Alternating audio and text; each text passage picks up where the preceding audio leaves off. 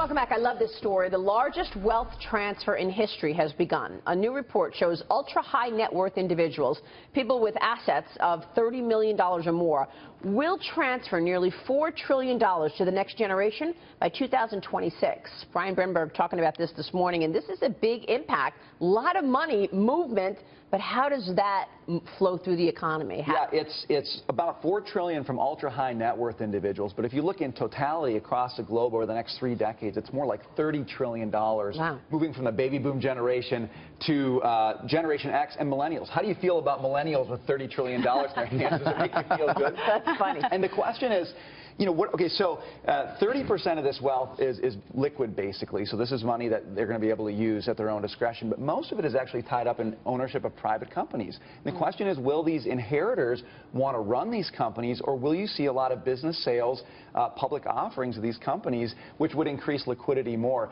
Most of the wealth that we're talking about here was self-made. In other words, this is first-generation wealth.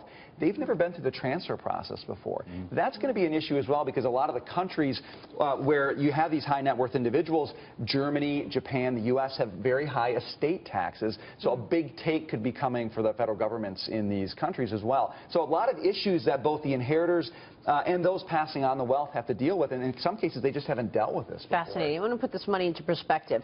$3.9 trillion is enough to purchase the 10 largest companies in the world, including Apple, Microsoft, and Facebook, just to give you a sense of how much money we're actually talking about and what's being transferred.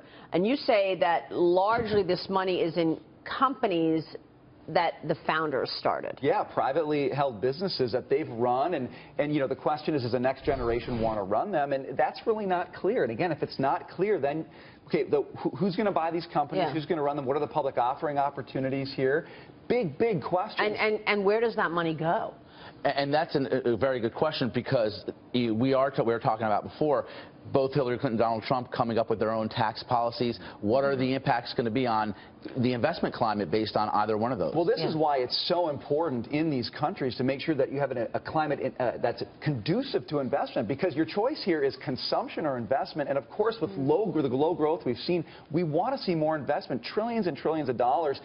Higher taxes on investment, like Hillary Clinton are talking about, really are counterproductive at this point when you see such a massive transfer. Look, this is a good news story. It's great we've generated trillions and trillions of dollars of wealth, but we've got to have an environment that's conducive to continuing to invest and build that wealth. And of course, Caitlin, you know, the fact is these people who are transferring this money, it's going to be dictated how they transfer it by tax policy. Exactly. You know, are they going to invest it? Are they going to donate it? Are they going to just pass it on? I mean, and that implicates what?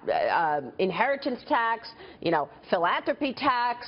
Absolutely. It's a question about how you get this money moving. And also, I mean, this shows that how empowered this generation is financially, if you think about it, if they can get this money back flowing again. But regulations are a huge part of this, of course. And both sides are talking about it, but it hasn't really taken center stage. I think a story like this certainly should raise a lot of eyebrows of, okay, how do we get this going? Because you want the money to move throughout the economy to move the needle on economic growth. Exactly. All right, we'll keep talking about this. Fascinating stuff. Still